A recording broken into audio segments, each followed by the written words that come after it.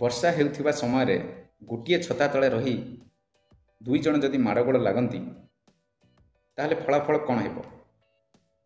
ଯଦି ଏହା ଜାଣିବାକୁ ଆପଣ ଚାହୁଁଛନ୍ତି ଏହି ଭିଡ଼ିଓକୁ ଶେଷ ଯାଏଁ ଦେଖନ୍ତୁ ଆଉ ଆପଣ ଡିସାଇଡ୍ କରନ୍ତୁ ଛତାଟି କିଏ ଏବଂ ଏହି ଛତା ତଳେ ଥିବା ଦୁଇ ଜଣ ବ୍ୟକ୍ତି କିଏ ଆଉ ବର୍ଷା କିଏ। ଏବଂ ଯଦି ଆପଣ ବୁଝି ଯାଉଛନ୍ତି ତାହେଲେ କମେଣ୍ଟ କରି ଆପଣ ଜଣାନ୍ତୁ। Odisha school education programme authority OSEPA ଶିକ୍ଷା ବିଭାଗରୁ ଏକ ଚିଠି ଆସିଥିଲା ଗତକାଲି ଯେଉଁ ଭିଟିପି ରହିଛି ଭୋକେସନାଲ ଟ୍ରେନିଂ ପାର୍ଟନର ବା ପ୍ରୋଭାଇଡର ଲର୍ନେଡ୍ ସ୍କିଲ୍ ଲିମିଟେଡକୁ। ଏହି ଭିଟିପିର ପ୍ରେସିଡେଣ୍ଟ ବା ଭିପି ସିଓ ପ୍ରୋଜେକ୍ଟ ମ୍ୟାନେଜର ଡିରେକ୍ଟରଙ୍କୁ ଅବଗତ କରାଯାଇଥିଲା। କ'ଣ ଭୋକେସନାଲ ଏଜୁକେସନ୍ର ଯେଉଁ ଏଗ୍ରିମେଣ୍ଟ ତାଙ୍କର ହେଇଛି ସେଇଟା ଏକ୍ସଟେଣ୍ଡ ହୋଇଛି। ଏଥିରେ କ'ଣ ଅଛି ଏହାକୁ ଦେଖନ୍ତୁ, ଟିକେ ଗୁରୁତ୍ୱର ସହିତ ନିଅନ୍ତୁ। ଏଥିରେ ଥିବା ଭିସି ଭିଟି ଏବଂ ଖୋଦ ଏହି ପ୍ରୋଜେକ୍ଟର ହେଡ଼ ଯେଉଁମାନେ ଟିକେ ଅଧିକା ପ୍ରେସର କରୁଛନ୍ତି ଭିସିମାନଙ୍କ ଉପରେ ଭିଟିମାନଙ୍କ ଉପରେ ଏବଂ ସେମାନେ ବି ଏହାକୁ ଗୁରୁତ୍ୱର ସହିତ ନେବା ଦରକାର। ଆକ୍ଚୁଆଲି ପ୍ରୋବ୍ଲେମଟା କେଉଁଠି ରହିଛି? ସେମାନେ ଅଯଥାରେ ଭିଟିମାନଙ୍କୁ ହଇରାଣ କରୁଛନ୍ତି ଯେତେବେଳେ ଭିଟିମାନେ ତାଙ୍କ ଭବିଷ୍ୟତକୁ ସୁରକ୍ଷିତ କରିବାକୁ ଯାଉଛନ୍ତି। ଯେଉଁ ଏଗ୍ରିମେଣ୍ଟଟି ହୋଇଥିଲା ଭିଟିପି ଏବଂ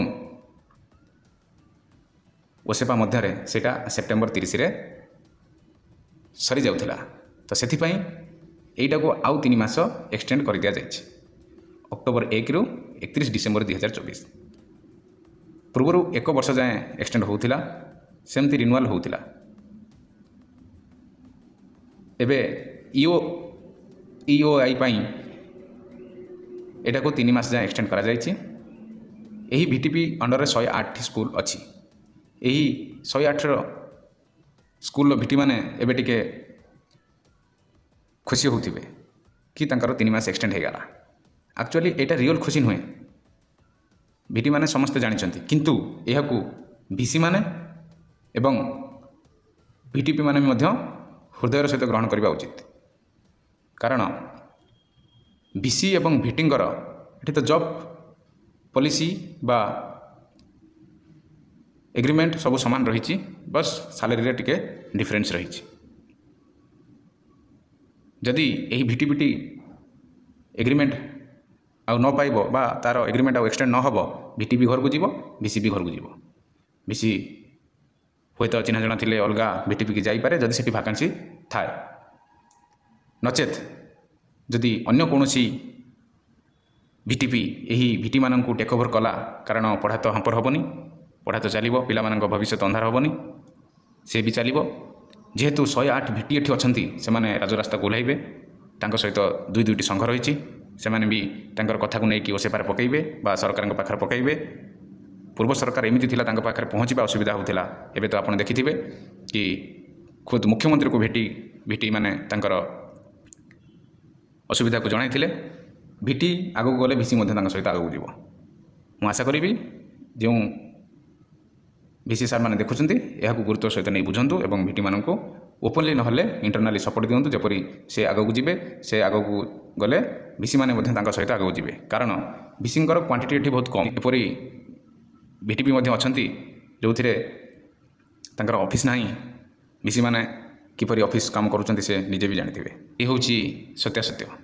ଯଦି ଏହିପରି ଲେଟର ଭବିଷ୍ୟତରେ ଆଉ ଆଶା ନ କରିବେ, ଯେଉଁ ନ୍ୟୁ ଇଓଆଇ ଆସିବ ସେଥିରେ ଯେପରି ଏକ ଭଲ ଜବ୍ ପଲିସି ଭିସିଙ୍କ ପାଇଁ ଆସିବ, ଆମେ ତାହା ଆଶା କରିବା ଏବଂ ପୋଷ୍ଟ ମଧ୍ୟ ବାହାରିବ, ଯେପରି ନ୍ୟୁ ଭିଟିମାନେ ବା ନ୍ୟୁ ଆସ୍ପିରାଣ୍ଟ ଯେଉଁମାନେ ରହିଛନ୍ତି ସେମାନେ ମଧ୍ୟ ଜଏନ୍ କରିବେ। ଏହି ଇଓଆଇରେ ଜଣାପଡ଼ିବ କେତେ ସ୍କୁଲ ପୁଣି ବାହାରିବ। 2 ବର୍ଷ ହେବ ଭାକାନ୍ସି ଆଉ ଆସିନାହିଁ। ଯେପରି ଭୋକେସନାଲ ଏଜୁକେସନ୍ ଆମ ରାଜ୍ୟ ସହ ଆମ ଦେଶରେ ଷ୍ଟ୍ରଙ୍ଗ ହେବ, ଯେପରି ନ୍ୟୁ ଏଜୁକେସନ୍ ପଲିସିରେ ମେନସନ୍ ହୋଇଛି, ଏହା ହେଲେ ଯାଇ ଆମ ପିଲାମାନେ ବା ୟୁଥ୍ କୁଶଳୀ ହୋଇ ବାହାରିବେ। ଏହି ଯେଉଁ ଚିଠିଟି ଆପଣ ଦେଖିଲେ, ଏହିପରି ଚିଠି ଅନ୍ୟ ଭିଟିପିମାନଙ୍କୁ ଆସିଥିବ ଯାହାର ଭ୍ୟାଲିଡ଼ିଟି ବା ଯାହାର ଏଗ୍ରିମେଣ୍ଟର ଶେଷ ତାରିଖ ଥିଲା। ଏଇଠି ଦେଖିପାରୁଥିବେ ଏହି ଚିଠିର ଏକ କପି ସବମିଟ୍ କରାଯାଇଛି ଏସ୍ଏମ୍ଇ ଡିପାର୍ଟମେଣ୍ଟକୁ ଏବଂ ଏନ୍ଏସ୍ଡିସିର ସିଓଙ୍କୁ ଏବଂ ଅଲ୍ ଡିଓ ଏବଂ ଡିପିସିଙ୍କୁ। ମୁଁ ଭାବୁଛି ଭିଡ଼ିଓଟି ଆପଣଙ୍କ ପାଇଁ ଇନଫର୍ମେଟିଭ୍ ହେଇଥିବ। ସମସ୍ତେ ଗୋଟିଏ ଛତା ତଳେ ଅଛନ୍ତି, ଏହାକୁ ହୃଦୟଙ୍ଗମ କରନ୍ତୁ ଏବଂ ନିଜେ ବୁଝନ୍ତୁ ନିଜର ସ୍ଥିତି କ'ଣ। ଗୋଟେ ପ୍ରାଇଭେଟ୍ କଲେ ଭଲ କମ୍ପାନୀରେ ଚାକିରି କଲେ ବି 50 ଇୟର୍ ଯାଏ ତୁମର ଜବ୍ ସିକ୍योर ରହୁଛି। କେହି ତୁମକୁ କାଢ଼ିପାରିବେ ନାହିଁ ଯେପର୍ଯ୍ୟନ୍ତ ତୁମର କିଛି ବଡ଼ ମିଷ୍ଟେକ୍ ନ ହେଉଛି। ସେ ବି ବିଭିନ୍ନ ମିଟିଂ